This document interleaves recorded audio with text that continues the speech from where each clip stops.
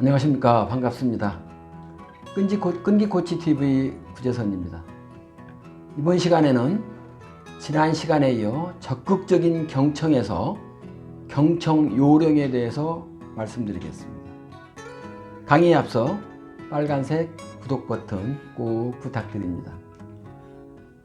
자, 이번 시간의 이야기의 순서는 적극적인 경청에서 경청의 요령, 그리고 경청의 방해물은 무엇이 있는지, 경청의 단계, 경청의 언어 기술, 적극적인 경청, 경청 사례 등에 대해서 말씀을 드리겠습니다. 경청 요령은 일단 몸을 앞으로 기울이고 상대방과 눈을 마주칩니다. 그리고 말의 내용을 요약 정리하여 대답할 충분한 시간을 줍니다.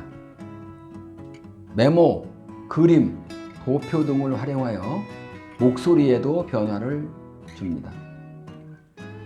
경청에서 가장 중요한 나의 말을 최소화하고 화자가 사용한 비유를 활용해서 되물어 봅니다. 그리고 다섯 번째는 미러링, 상대방의 행동을 따라하는 겁니다. 상대방이 오른손을 내밀었으면 나도 오른손을 내밀고, 왼손을 내밀었으면 왼손을 내밀고, 우리가 거울 효과라고 하는 미러링 이펙트라고 하는데, 그런 방식으로 경청을 하게 되면 이야기를 하는 상대방이 상당히 효과적으로 경청을 할 수가 있겠습니다. 경청 요령에 대해서 한 표로 보게 되면 몸을 앞으로 기울이고 상대방과 아이 컨택을 하고 상대방이 사용한 말을 사용하면서 그림이나 도표를 활용하고 목소리에 변화를 줍니다. 감춰진 주제를 감정 읽기를 통해서 확인을 하고요. 그 다음에 이제 미러링 이펙트를 통해서 상대방이 하는 행동을 같이 따라하면서 관련을 해주게 되면 좋을 듯 합니다. 자, 그렇다면 경청을 하는 데 있어서 여러분들은 방해물이 무엇이 있었는지 한번 생각을 해보시죠. 방해물로는 내적인 방해물도 있고 외적인 방해물도 있겠죠. 내적인 방해물은 내 머릿속에 다른 생각을 하고 있고 이야기하다 말고 다른 생각한다든지 이런 부분들이 들어갈 수 있겠고요. 외적인 방해 요인은 예를 들어서 주변이 아주 시끄럽다든지 음악 소리가 크게 들린다든지 이렇게 되면 아무래도 집중하기가 어렵겠죠.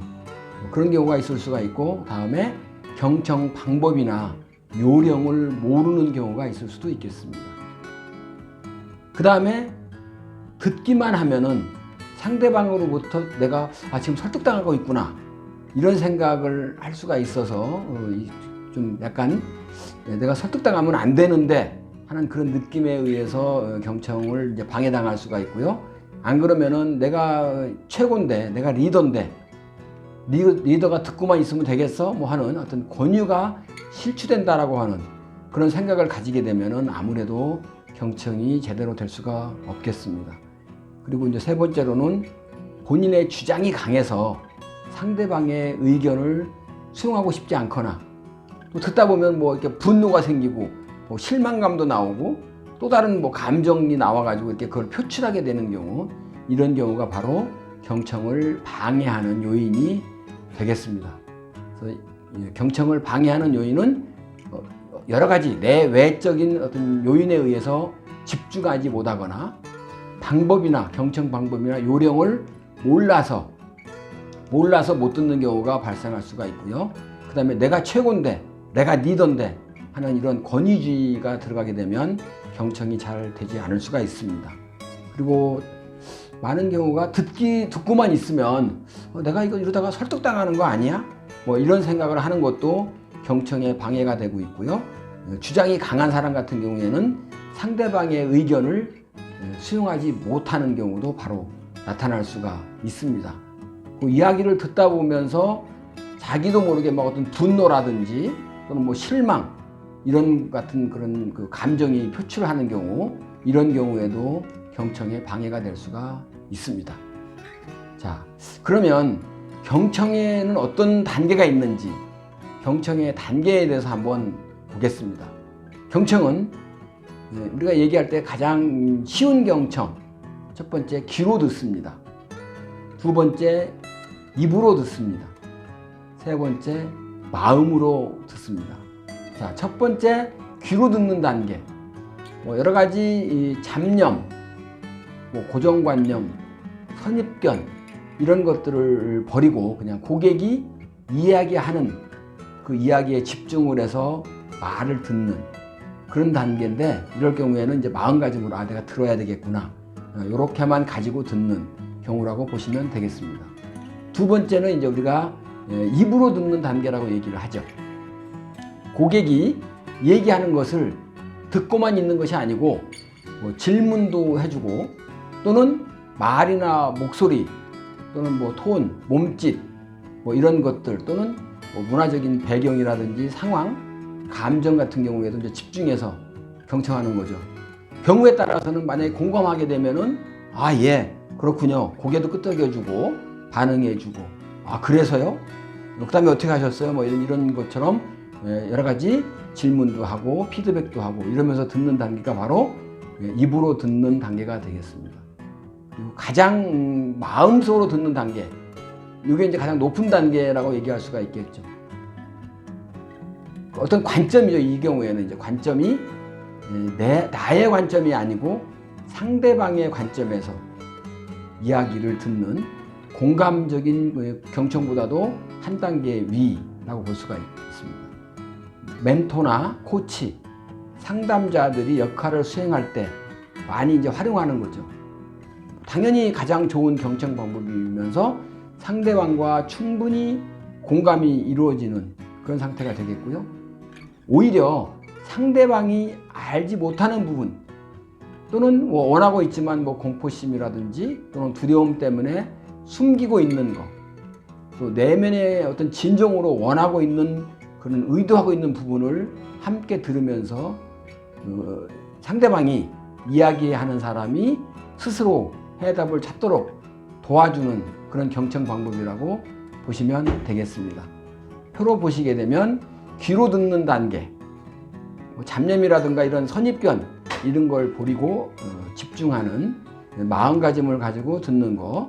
두 번째, 입으로 듣는 단계, 고객의 말 자체만 듣는 것이 아니고 질문이라든지 또는 여러 가지 이야기를 같이 하면서 듣는 단계가 바로 입으로 듣는 단계가 되겠습니다. 가장 높은 단계인 마음으로 듣는 단계는 기본적으로 뇌 관점이 나의 관점이 아닌 상대방의 관점에서 이야기를 들어주고 사물을 바라보는 그런 부분이 바로 3단계의 마음으로 듣는 단계라고 보시면 되겠습니다. 자, 그럼 경청의 언어 기술을 한번 보겠습니다. 경청에서 어떻게 언어적으로 같이 얘기할 수 있는지. 첫 번째, 보조 코멘트를 합니다. 예, 느낌이 어땠어요? 다른 일은 없었나요? 계속 하세요? 그리고 나서는요? 이런 얘기가 되겠죠. 질문을 하는 경우에요. 상대방이 이야기를 했을 때 좀 더 자세하게, 좀 더 명확히 얘기하실 수 있겠습니까? 라고 얘기하는 부분이죠. 세 번째는 동의하는 부분이라든지 공통 경험, 이런 경우에 여러 가지 유사한 경험 같은 경우가 있을 때 상대방에게 간단하게 설명해 주면서 공유 영역을 넓혀가는 그런 부분이 될 수가 있습니다. 네 번째는 다양하게 응수해 주는 거죠. 네. 그렇죠. 그런가요? 그렇군요. 맞습니다. 이런 정도가 되겠고요. 다섯 번째는 분명한 말로 반응하는 거죠. 그래서 구체적이고 아주 분명하게 피드백을 해주는 경우가 바로 이런 경우라고 볼 수 있습니다. 그런 경우 말고 비언어적인 경우에는 어떤 경우냐면, 첫 번째는 이제 신체 반응을 하는 거죠. 고개를 끄덕인다든지 이런 경우가 되겠고요. 두 번째, 앞쪽으로 조금 더 몸을 기울이는 거예요. 그러면 앞쪽으로 기울인다는 얘기는 흥미가 있다, 재미있다, 이런 거를 하나의 표시하는 부분이 될 수가 있겠고요. 세 번째로는 상대방 쪽으로 자리를 약간 또 조금 더 바짝 다가가는 경우가 이제 그런 경우가 생길 수가 있습니다. 네 번째는 좀 편안하고 그 대신에 약간 긴장한 자세, 너무 소파에서 뒤로 몸을 제끼는 그런 경우가 아닌, 이런 경우에 보면은 너무 긴장하면 좀 소심해 보이고 너무 느긋하면 좀 거만해 보일 수가 있으니까 적당하게 좀 보시면 될 것 같습니다. 다음으로는 이제 열린 자세를 취하는 거죠. 예를 들어서 이제 팔짱 낀다든가 다리 꼬고 앉는 자세, 이런 자세는 심리적으로 좀 다친 느낌이 들어가는 거니까 좀 약간 열린 자세로 자세를 취하는 게 좋겠습니다. 다음에는 이제 얼굴 표정에서 약간 뭐 미소 띈다든지 또는 끄덕거린다든지 뭐 눈썹을 약간 치켜 올리는 경우도 있을 수가 있겠네요. 그 다음에 이제 적극적으로 눈을 맞춰주는 거. 눈을 맞추게 되면 아무래도 조금 더 상대방한테 더 느껴짐이 오게 되겠죠. 조금 더 가까이 앉을 수도 있겠고요. 목소리에서 강약, 또 높낮이, 크기, 속도, 이런 부분을 변화를 줌으로 해서 느낄 수도 있겠습니다. 그 다음에 뭐 보조적으로 아하, 뭐 이런 식의 어떤 부분도 있을 수가 있겠습니다. 자, 그렇다면은 적극적인 경청이라고 아까 제가 말씀을 드렸었는데, 적극적인 경청이 어떤 경우냐? 첫 번째는 고객이 설정한 의제가 아닌 고객과 고객의, 그러니까 자신이 설정한 의제가 아닌 고객의 의제에 집중을 해줘야 되는 거죠. 그리고 고객의 어떤 관심사라든지 목표, 가치, 이런 거에 어떤 귀를 기울여 주는 거고요. 그 다음에 뭐 사용하는 단어라든가 이런 뭐 말투, 신체 언어를 잘 헤아려 주고요.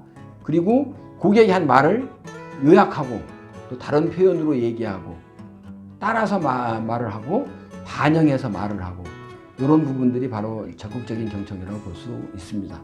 그러면서 고객의 감정이라든지 뭐 관심사, 이런 부분들을 좀 격려해주고 또 받아들여주고, 그래서 스스로 강화할 수 있도록 해주는 그런 부분도 바로 여기에 속하고요. 그 다음에 고객의 어떤 제안이라든지 아이디어를 정리하고 종합 정리해서 그 부분 위에서 논의를 이제 전개해 나갈 수 있도록 해주는 거. 그 다음에 말하고자 하는 핵심을 이해해서 간결하게 한번 뜻을 전달해 주는 거. 그리고 판단하거나 집착하지 않고 자연스럽게 고객의 어떤 상황이나 이런 것들을 정리해 주는 거. 이런 부분들이 바로 적극적인 경청 자세라고 볼 수 있습니다. 우리가 경청이 얼마만큼 중요한지에 대해서 한번 사례를 통해서 한번 보겠습니다. 부부간의 어떤 대화에서 싸움이 일어나는 경우가 있겠죠. 그래서 이제 우리 오래전부터 꾸준히 인기가 있었던 존 그레이의 화성에서 온 남자와 금성에서 온 여자가 있죠. 우선 제목에서 보면 은유적인 제목에서도 벌써 약간의 그 메시지가 좀 있는데요. 실제로 부부들이 다툰 후에 무엇 때문에 다퉜는지 정확히 파악하는 경우가 거의 없다고 해요. 서로가 말을 많이 했지만 듣지 않는다는 거죠.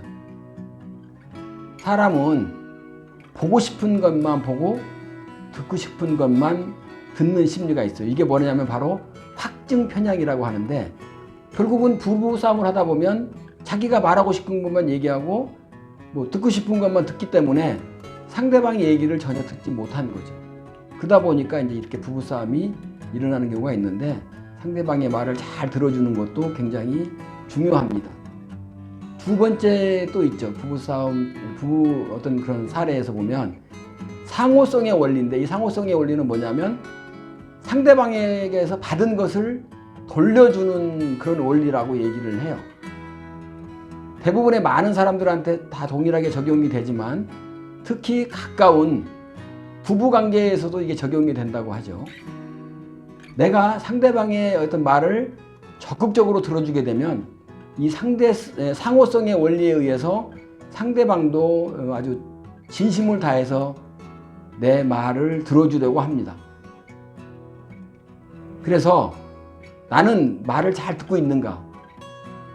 부부싸움 하기 전에 상대방의 말을 잘 듣고 있다면 상대방도 내 말을 잘 들어주기 때문에 훨씬 부부관계에서도 좋은 결과가 나올 수가 있는 겁니다. 근데 이게 이제 우리 부부관계에서 만약에 부정적으로 나와서 내 얘기를 잘 들어주지 않으면 결론적으로 뭐죠? 상대방도 내 얘기를 들어주지 않는 거죠. 서로가 들어주지 않다 보니까 결국은 멀어질 수밖에 없고 대화가 초점을, 중심을 잃어버리는 결과가 나올 수가 있습니다. 다음은 이제 자녀와의 사례를 한번 보겠는데요. 자녀가 뭔 얘기를 하려고 할 때 이제 그만해. 엄마가 여러 번 말했는데 왜 그러니? 우는 것은 애기들이나 하는 거야. 뚝 그쳐. 이런 얘기가 튀어나오려고 할 때 일단 숨을 좀 가다듬고 경청을 시작하기 위해서 그래, 그 얘기 좀 더 해봐. 엄마가 내 생각을 한번 듣고 싶어. 너한테는 이게 중요한 문제였구나. 더 얘기해 볼래? 이런 예를 들어 언어적인 어떤 소통할 수 있는 아이의 눈을 보고 진심으로 공감해주고 또 도와주는 엄마가 코치가 돼가지고 아이가 자기 감정을 다스리고 해결할 능력이 분명히 있습니다. 아이한테는. 믿고 기다려주는 여유를 한번 가져보세요. 아이의 감정은 일시적일 뿐 영원하지 않으니까 걱정하지 마시고 심각하게도 생각하지 마세요. 스스로 말할 수 있는 장을 마련해주고 잘 경청해주면 우리 아이들은 우리 부모가 생각하는 것보다 훨씬 더 현명하고 잘할 수가 있는 겁니다. 그래서 이런 부분들 오늘은 제가 경청의 요령에 대해서 말씀을 드렸고요. 또 마지막으로는 사례도 몇 가지 말씀드렸는데 일단 듣는 것은 굉장히 대화에서 중요한 부분입니다. 우리 여러분들도 경청 앞으로 대화할 때 상대방의 이야기를 잘 들어줬으면 좋겠습니다. 오늘 수고 많으셨습니다. 감사합니다.